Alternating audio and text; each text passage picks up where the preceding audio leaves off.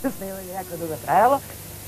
I tako, Gaga je čovjek koji je jako skroman i diskretan glumac, između ostalog bi su kasnije rekli o njegovim nekim osobinama koje su sve ređe danas ovde. I on je tako imao neku želju da to više ne igra, eto nek igra Ćira i tako. Vrlo se brzo sklonio iz te podele na moju veliku žalost, naravno, i na žalost svih, bez obzira što je Ćira odlično skočio i odlično skočio, što je on divan i kolega i tako dalje, ali prosto žao mi je bilo što se tako odriče ulogi, ali dobro. Znajući Gagu nije me to iznenadilo. I to se dešava na jednoj od predstava, dolazi na predstavu kao i uvek Ćira, spreman, ufalšovao ruku, stavio u pantalone, mislim, našminkao se, obukao se sve, celo pozorište bio i reditelj tu, Muci Draškić, dežurni koja je već bio šminkerke, garderoberke, svi, ništa, sve regularno, ja dolazim na scenu. Mi počinje predstava tako što nas dvoje sedimo, ležimo na sceni. Još ja sa Ćirom komentarišem koliko ima publike, puna sala, jeste, nije, spušta se zavesa, ja ležem i tako dalje. To je onako, kako da kažem, mislim ovako na 20 centimetara. Olga, naša recipijentkinja čuvena. I ja se okrećem, pitam, imaš li još nešto da me pitaš? I okrećem se i vidim Gagu.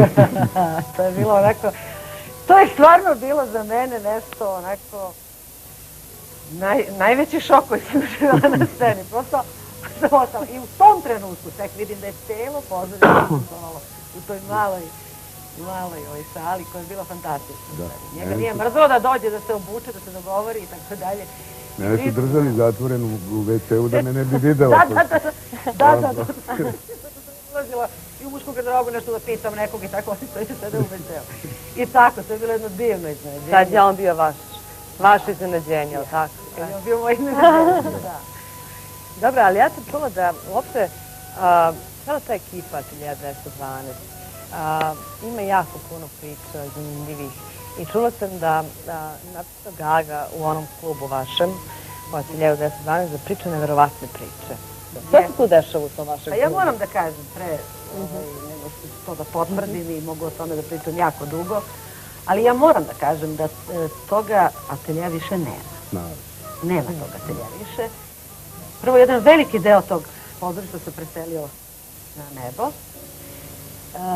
Jedan bolji deo nas više nije među nama, a čini mi se i ovi koji su pretekli, što bi rekao naš narod, su se nekako udaljili, razišli i toga ateljeja više nema. Tamo sad vlada neki drugi duh, neki drugi ljudi i meni zbog toga jako žao.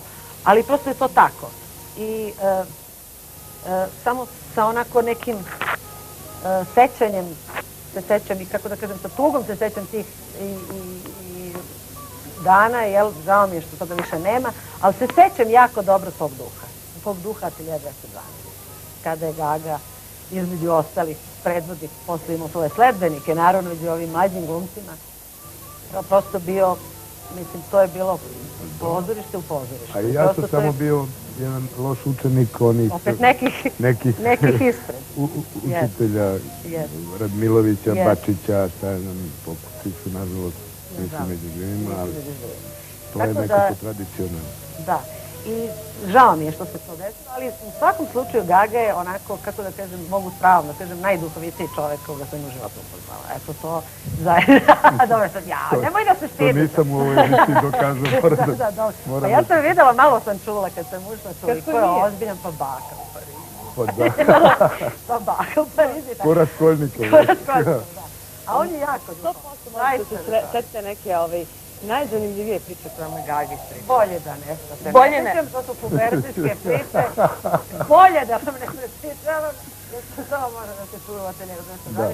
U tom prostoru, tada, je to imalo smisla. To zaista nije za prepričavanje ovako. Ali verujte da je jako duhovit i 1000 puta čujem neke tako njegove priče.